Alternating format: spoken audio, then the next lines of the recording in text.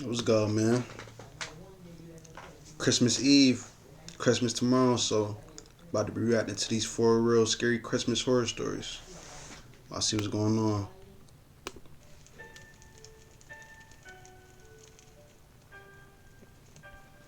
From this year, okay.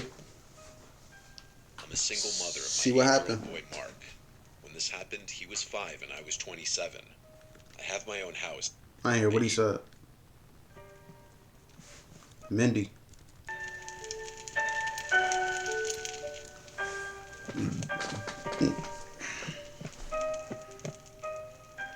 I'm a single mother of my 8-year-old boy Mark.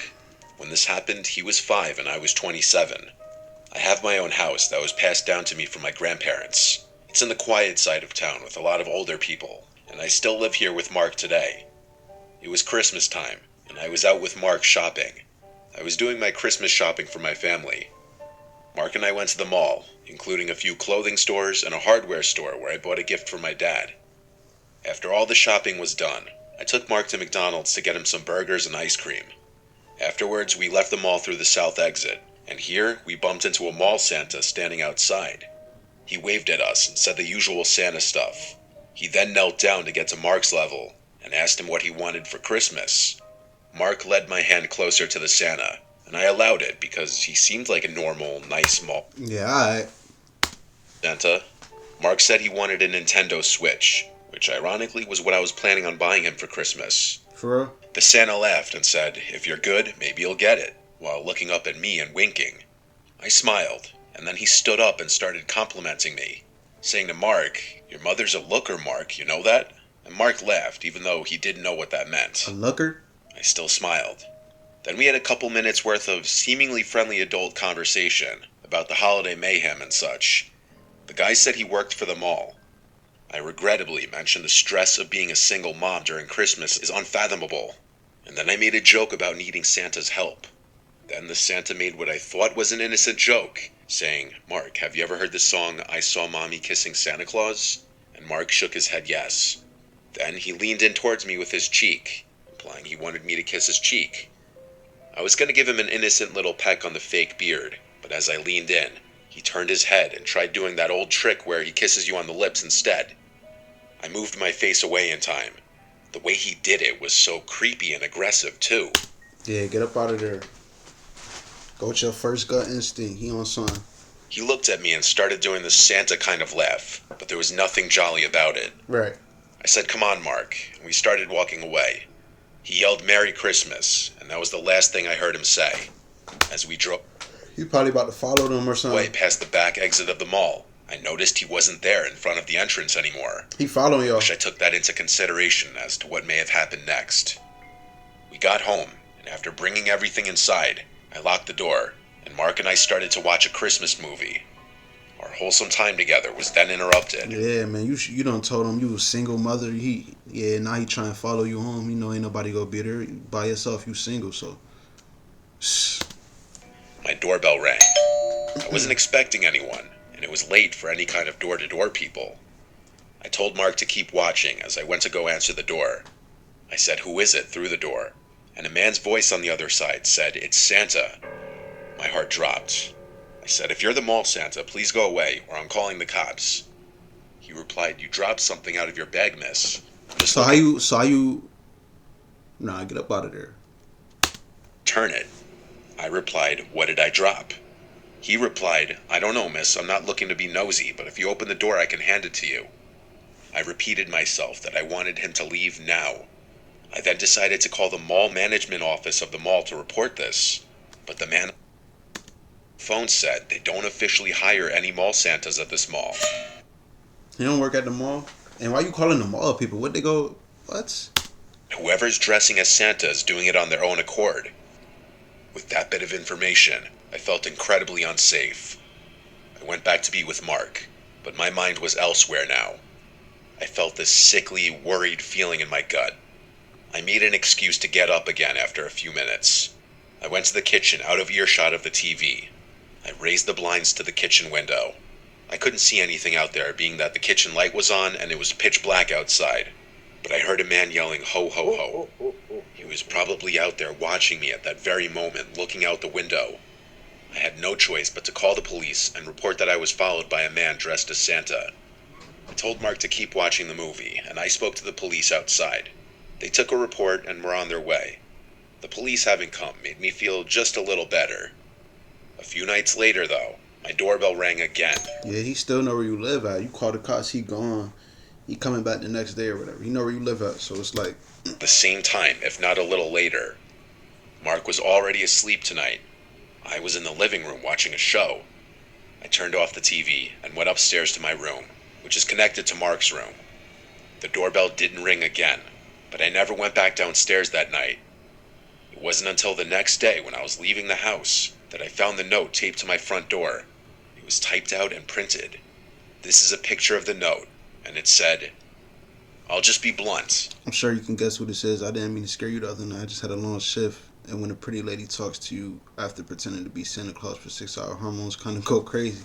You know, your son, the cutest thing ever. I love to one day be a part of your family. You can't pretend you didn't feel the connection we spoke the other night. I already know where you live. Now I just need your number. Feel free to shoot me a text whenever, and maybe we can plan something today. Sorry, I know this may seem creepy or a bit much, but I'm the kind of guy where I see something I like, I go after it. Anyway, happy holidays if we don't speak soon. Here's my number.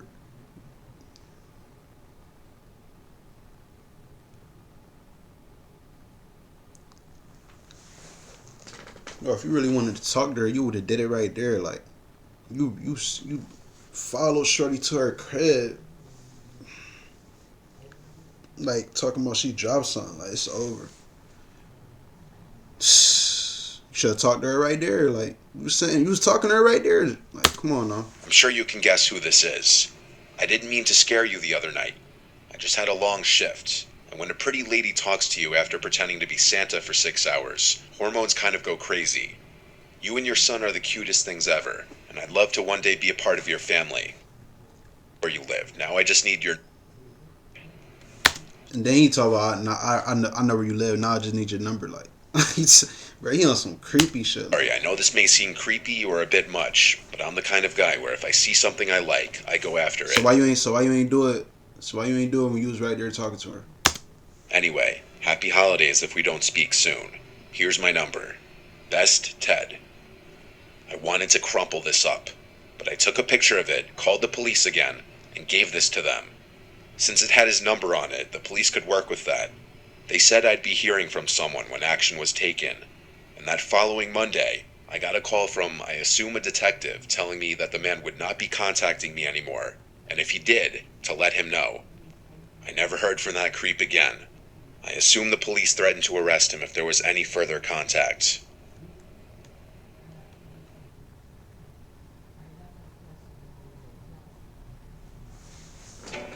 Welcome to Italy, where the only thing better than food is, well, other food.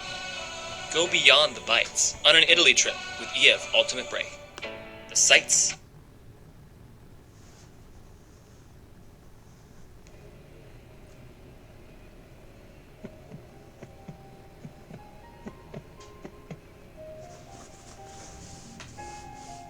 This is a short but scarring story nonetheless from my early childhood. I grew up in an average middle-class home in the suburbs. My sister and I were huge fans of Christmas as kids. I had to be like 6 years old when this happened, because we had just moved to our new house. This is one of my earliest memories in life that I remember vividly just because of the gravity of it. On Christmas Eve, I would always have trouble sleeping, even as a young kid, just due to anticipation. I would stay up really late playing video games in my room on my old box TV. I'd play until I just fell asleep from it. Christmas don't be hitting the same anymore when you get older, for real. Like, no, I'm not the only one who be thinking like that. This night in question, I was playing a Star Wars game for the PS1, and when I had to go to the bathroom, I turned the volume down low and quietly snuck out of my room, because I knew my mom would get mad if she heard me sneaking around on Christmas Eve night. I snuck to the upstairs bathroom, and when I was done, I was quietly going back to my room, when I heard the sound of the tree rustling around downstairs. My first instinct was to think Santa. I started tiptoeing down the That boy said Santa. Santa not real, little bro. Like, stairs until I got to the bottom. The sound of the rustling pine needles was louder now. I peeked around the bottom wall of the stairway into the living room. There were no lights on, except for someone holding a flashlight.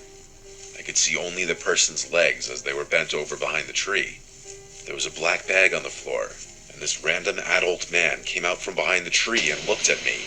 He looked at me and put his pointer finger up to his mouth, and he made a shushing motion with his lips.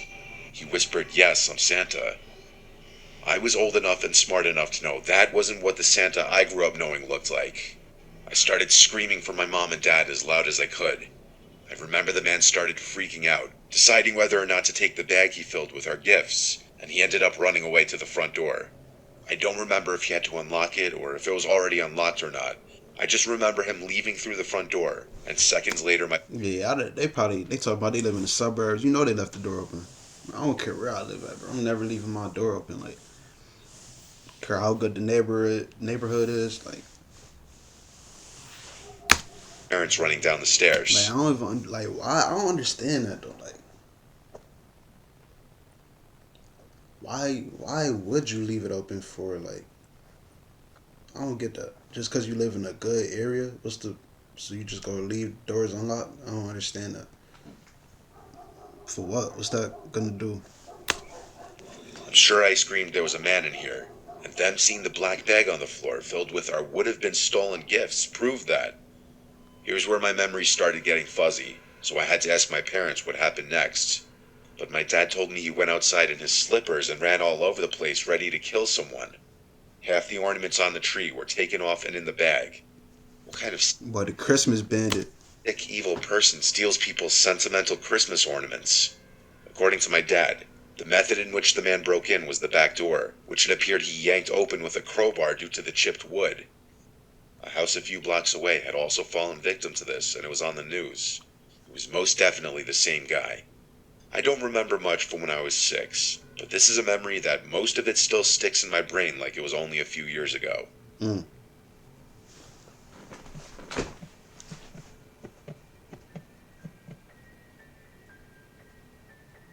It was December 2020. My fiancée and I bought a house together a few years ago. It's a cute house in a decent neighborhood, a nice area to raise a family. That's why what happened 2 years ago was all the more shocking and disgusting. We know all of our neighbors, both our next door neighbors and the 3 closest neighbors across the street. Everyone is friendly enough, but you truly never know the skeletons hidden in someone's closet. Right. Our neighbor Paul to the right always seemed nice the few times we'd speak, but he never really spoke too much. I'd see him outside almost every day, either coming or leaving for, I'm assuming, work, though I never knew what he did for a living. At this time, I hadn't seen the guy in a few days, and his car hadn't moved from his driveway. Obviously, that in of itself isn't any cause for alarm. All of the neighbors, including Paul, had their lights up already. I found it interesting how Paul, a single man in his 40s, would put lights up. I actually found it kind of nice. I was late to the party putting my Christmas lights and decorations up outside one night. While doing so, I noticed Paul's Christmas lights out of nowhere started flickering like crazy. All of them, not just one strip of lights. It looked like it could have just been faulty wiring or some electrical glitch. The next day, I left for work around 10. I noticed again Paul's car was still in the driveway. I also noticed all the blinds in his house were still closed. Even when I got back from work, the blinds were all closed, but his Christmas lights were on, so he was definitely home. Right. I joked with my fiancée that he must have been on some kind of hibernation. Later that night, my fiancée came inside and told me of Paul's Christmas lights acting up. I went outside and it was the exact same thing that was happening the night before. The flickering wasn't happening in a way that would appear that he programmed it that way. It was happening in a very spastic, glitchy sort of way. So I figured I'd be nice and go let him know, and also see if he's okay since I hadn't seen him. Right. I knocked on the door, and when there was no answer, I rang. All the blinds were closed and I couldn't tell if the lights were on or not. When there was no answer, I rang one more time. Finally the door opened and Paul greeted me. I let him know about his flickering lights, which I just noticed weren't flickering anymore. I promised him I wasn't making it up. He said he wasn't aware of that and thanked me. I asked if he was alright, as I hadn't seen him in a while. He said he was just feeling under the weather. He was acting a bit off. Then I heard something from inside the house. At first, Well, he kidnapping somebody or something? I thought I was imagining it, but it sounded like a child screaming. Wow, he over there kidnapping kids, bringing them in his crib, like. For help. Paul didn't have any kids. I was about to ask him, "Did you hear that?" But on the spot, I decided not to. I said goodbye and walked back to my house. Then I told my fiancée to call the police right now. I think Paul has a child in his house. Her reaction was literally, "What did you say?" I said, "I think Paul kidnapped a child." So I called the police and said I think I heard a child screaming inside my neighbor's house. My neighbor who doesn't have kids and hasn't been leaving his house the past week or two. I asked to keep who made the call anonymous, though I knew Paul wouldn't be so stupid as to not know it was me who made the call. Yeah, he gonna put two and two together, like, come on now. Sure enough, the police arrived and entered his house on exigency, and when I heard what they found, I was appalled. What? There was a young boy locked in the basement. He had been locked down there for 4 days. The boy had been kidnapped from a completely different town. As far as the flickering lights, the boy was a genius and somehow found a way from the basement to flicker the Christmas Oh, that's like the little. That's like as the an little. attempt to call for help and get That's like the little. What's that called? SOS lights, communication SOS or something. When you make the lights flicker, saying you need help. kidnapped from a completely different town. As far as the flickering lights, the boy was a genius and somehow found a way from the basement to flicker the Christmas lights as an attempt to call for help and get someone's attention outside. Probably whenever he saw someone through one of the blocked off basement windows. I reckon he saw his chance to call for help when someone, me, was at the front door. Clearly a very smart kid with great survival instincts. Glad he was reunited with his family. I don't want to know what was done to him, but I hope he lives a normal life and has put this behind him. Knowing how serious of a crime child kidnapping is, Paul won't be getting out of prison anytime soon.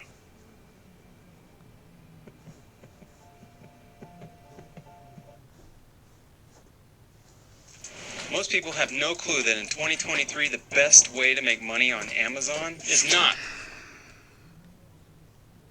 with physical products.